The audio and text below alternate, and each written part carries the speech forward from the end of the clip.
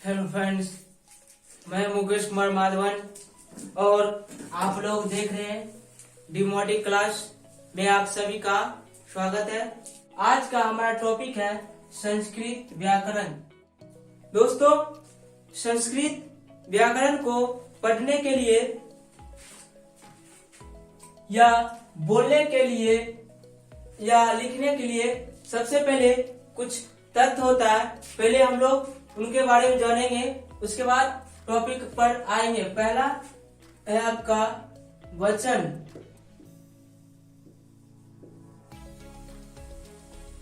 संस्कृत व्याकरण में वचन आपको 3 प्रकार के होते हैं, जिसमें पहला है एक वचन, दूसरा है द्विवचन एवं तीसरा है आपका बहुवचन। एक वचन यानी जिससे एक का बोध हो, जैसे राम, सीता, गीता, ये सब आपका एक वचन हुआ। द्विवचन यानी जिससे 2 का बोध हो, जैसे रामौ, राम और मोहन। यहाँ पर आपको 2 का बोध हो रहा है, इसलिए यह आपको द्विवचन होगा। बहुवचन यानी 2 से अधिक, जैसे रामा या राम, मोहन एवं रोहन। यहाँ पर आपको राम, मोहन एवं रोहन 2 से अधिक का बोध हो रहा है, इसलिए ये आपको बहुवचन हुआ। पहला आपका एक वचन, द्विवचन, बहुवचन। एक वचन जिससे एक का बोध हो, यानी राम, सीता, गीता, एक वचन हुआ आपका।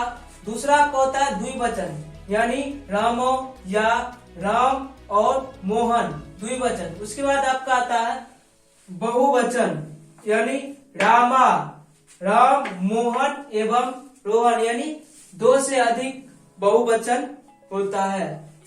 उसके बाद अगला टॉपिक आपका आता है लिंग, यानी दूसरा टॉपिक आपका है लिंग। दोस्तों,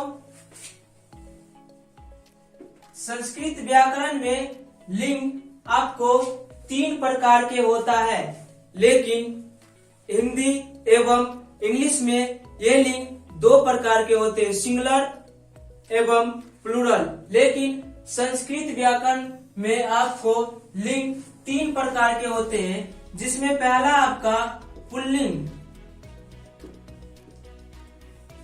दूसरा है स्त्रीलिंग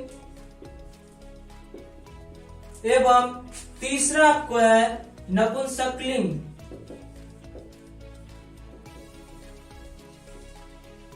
पुल्लिंग यानी जिससे पुरुष जाति का बोध हो, उसे पुल्लिंग कहते हैं, जैसे छात्र, अश्व, नर, ये सब आपको पुरुष जाति का बोध करा रहा है, इसलिए ये सब पुल्लिंग हो जाएगा। स्त्रीलिंग यानी जिससे स्त्री जाति का बोध हो, उसे स्त्रीलिंग कहते हैं, जैसे छात्रा,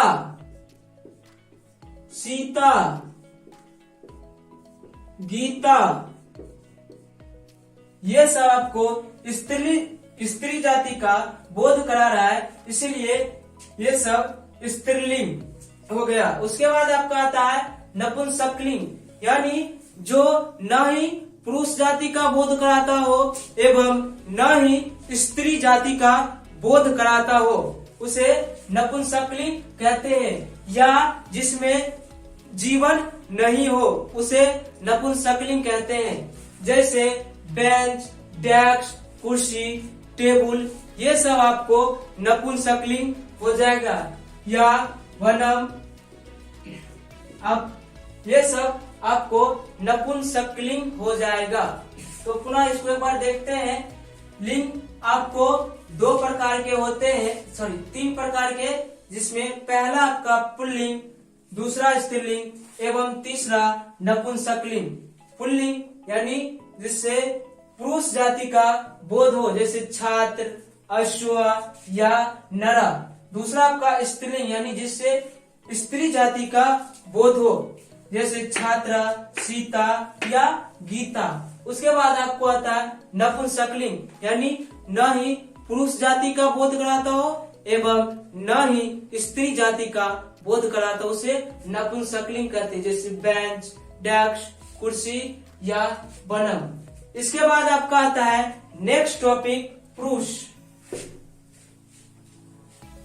तो हम लोग पुरुष के बारे में जानेंगे, यानी थर्ड टॉपिक आपका है पुरुष।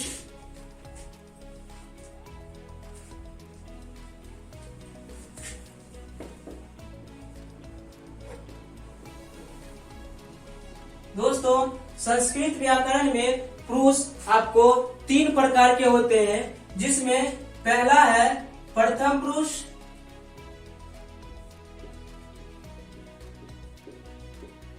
दूसरा है मध्यम पुरुष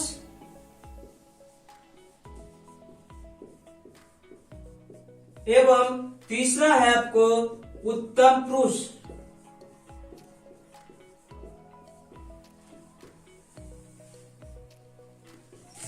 प्रथम पुरुष जिसके बारे में कुछ कहा जाए या बोला जाए, उसे हम लोग प्रथम पुरुष कहते हैं।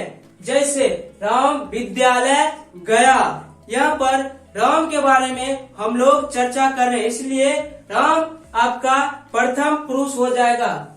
यानी जिसके बारे में कुछ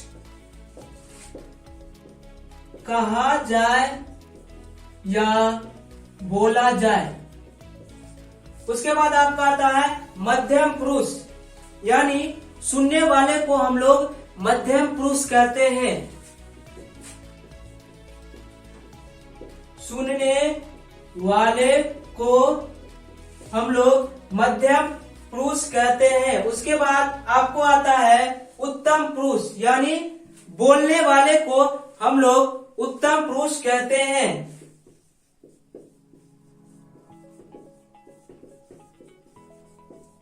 बोलने वाले को हम लोग उत्तम पुरुष कहते हैं। संस्कृत व्याकरण आपको पुरुष तीन प्रकार के होते हैं, जिसमें पहला आपका प्रथम पुरुष, दूसरा मध्यम पुरुष एवं तीसरा उत्तम पुरुष।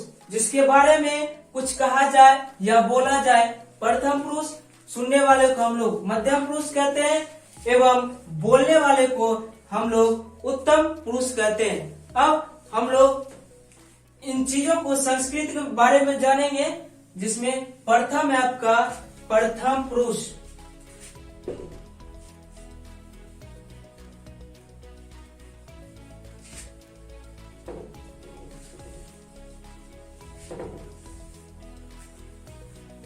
दोस्तों, प्रथम पुरुष के अंतर्गत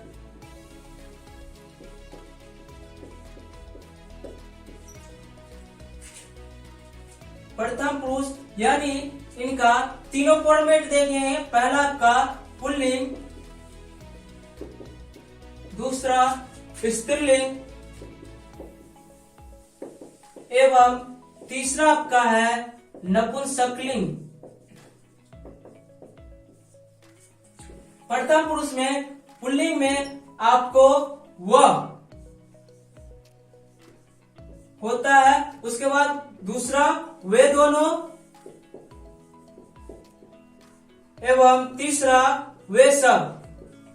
यानी इसी का हम लोग अगर संस्कृत ट्रांसलेट करते हैं तो समिश वह पुल्लिंग के लिए, तो वे दोनों पुल्लिंग के लिए, ते यानी वे सब पुल्लिंग के लिए।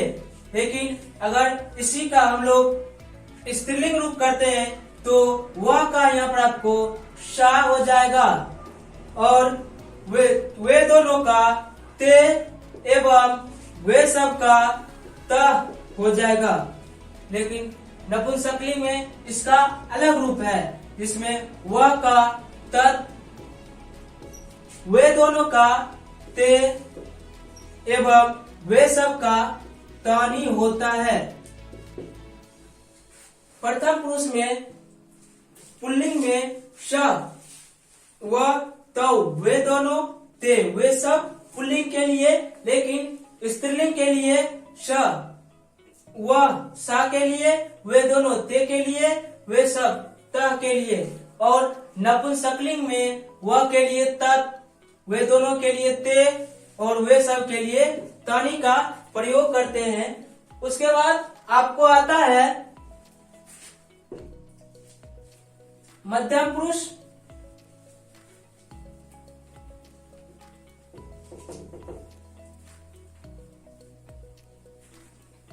उसके बाद को आता है मध्यम पुरुष।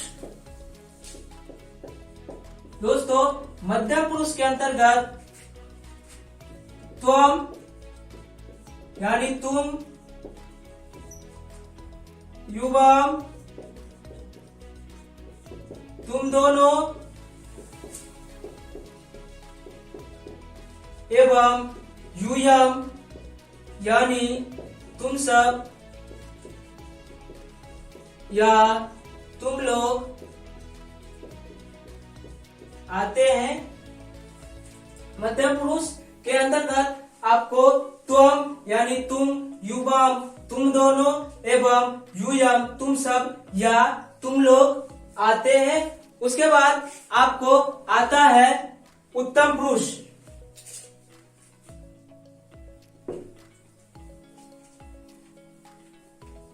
उत्तम पुरुष के अंतर्गत अहम यानी मैं, उसके बाद आवाम हम दोनों, एवं वयम यानी हम लोग या हम सब आते हैं। उत्तम पुरुष के अंतर्गत अहम यानी मैं, आवाम यानी हम दोनों, वयम हम लोग या हम सब आते हैं। तो दोस्तों, संस्कृत व्याकरण को पढ़ने, लिखने या बोलने के लिए शुरुआती दौर में हम लोग वचन, लिंग एवं पुरुष के बारे में जाने। नेक्स्ट वीडियो में हम लोग इससे आगे चलेंगे। अगर यह आपको वीडियो पसंद आए तो इसे लाइक एवं सब्सक्राइब जरूर कीजिएगा। पुनः हम लोग मिलते हैं नेक्स्ट क्लास में। तब तक के लिए जय हिंद।